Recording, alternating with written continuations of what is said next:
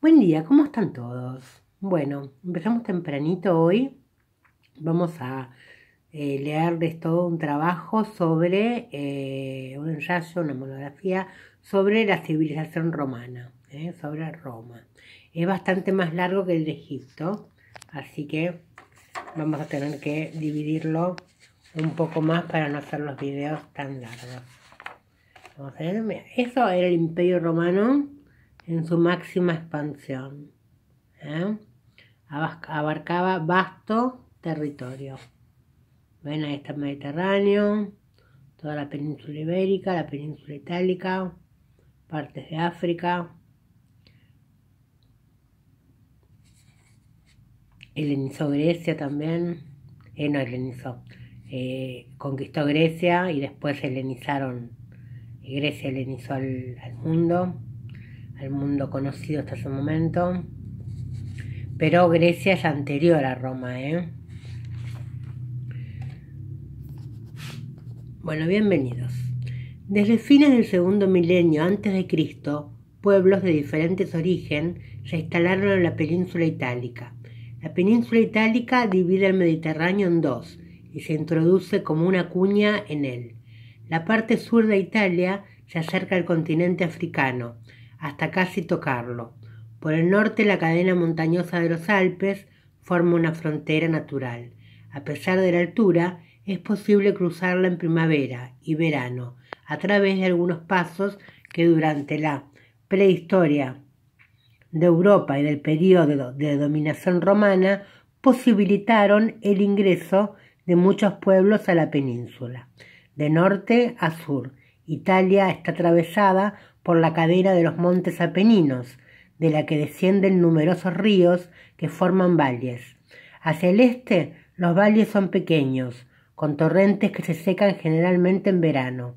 Hacia el oeste, el terreno baja suavemente y es recorrido por ríos permanentes y en algunos casos navegables. Esta característica explica por qué los principales asentamientos se localizaron al oeste de los Apeninos sobre el mar Tirreno. Solo existe una gran llanura en el norte, en el valle del río Po. En el resto del país, las llanuras son escasas, aunque el terreno es fértil. Sin embargo, en la parte baja se formaron pantanos que dificultaban la circulación y eran foco de enfermedades.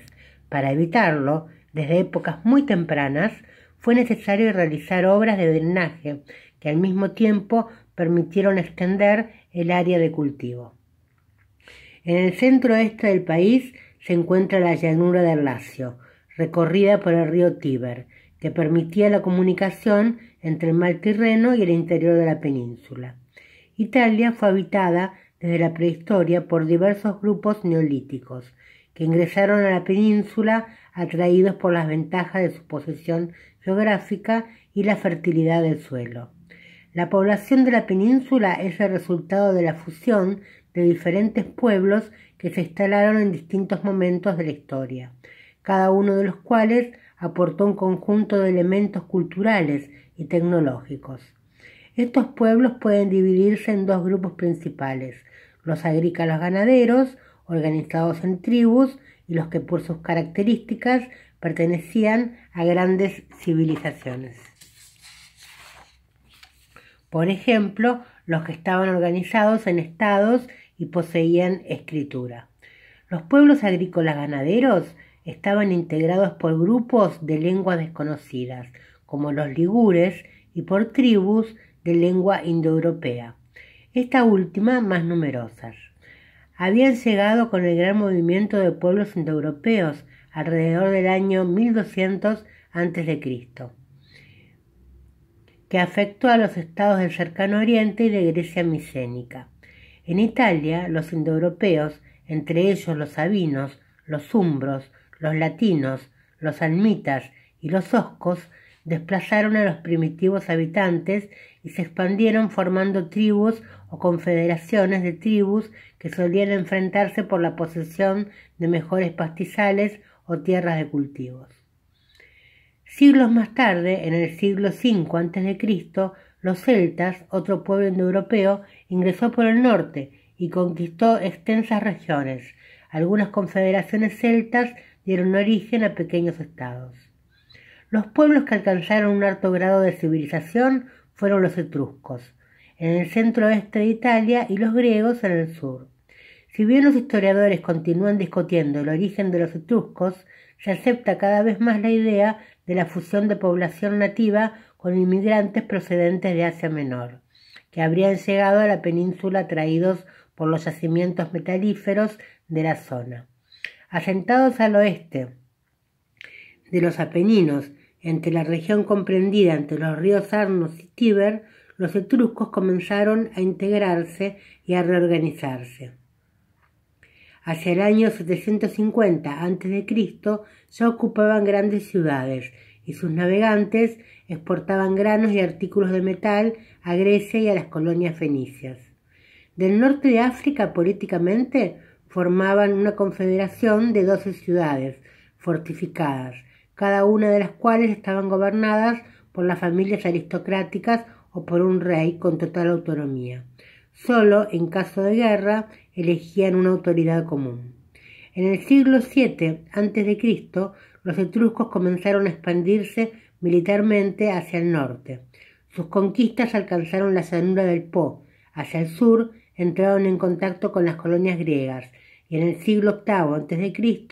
las polis griegas habían iniciado un proceso de colonización en el sur de Italia, con el fin de ocupar tierras fértiles a causa del aumento de la población y de expandir los comercios.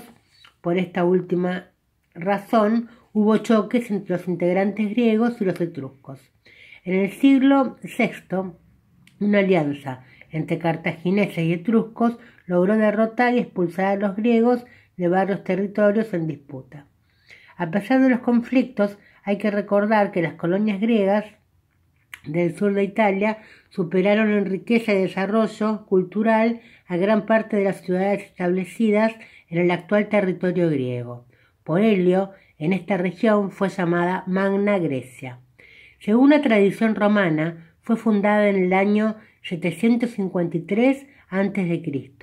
Las excavaciones arqueológicas en el sitio donde se encuentra actualmente la ciudad demostraron que su población aumentó significativamente en mediados del siglo VIII a.C.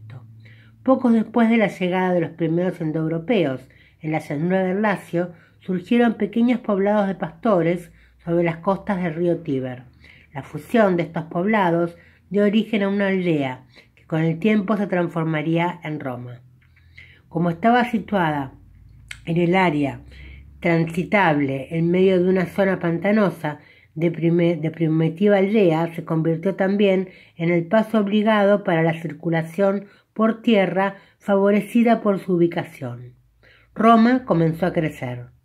Cuando los etruscos iniciaron su expansión hacia el sur, buscaron ocupar esta posición estratégica y por lo tanto decidieron dominar Roma bajo el dominio etrusco.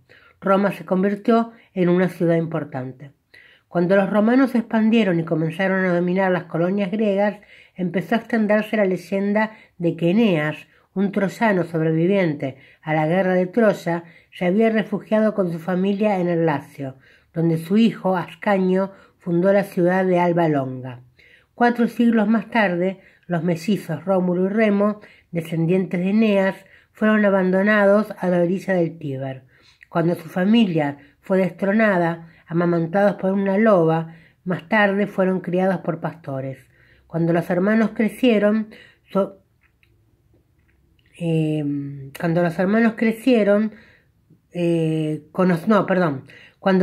conocieron su origen, decidieron recuperar la posición perdida y obtuvieron el permiso para fundar una nueva ciudad, en el sitio donde la loba los había encontrado.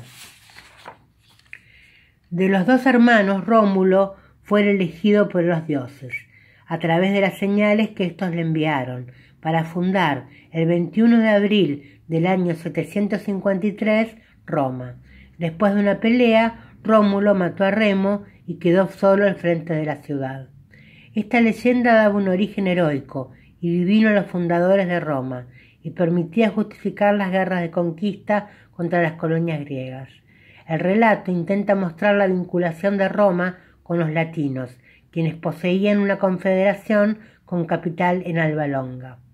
A pesar de convertirse Roma en una ciudad-estado presidida por un rey, sus habitantes consideraban tan importante pertenecer a un grupo de familias o clan como un estado.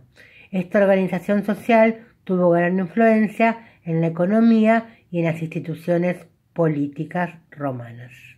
Bueno, hasta acá. Después vamos a hacer una parte 2. Perdón por el error de lectura. Muchas gracias.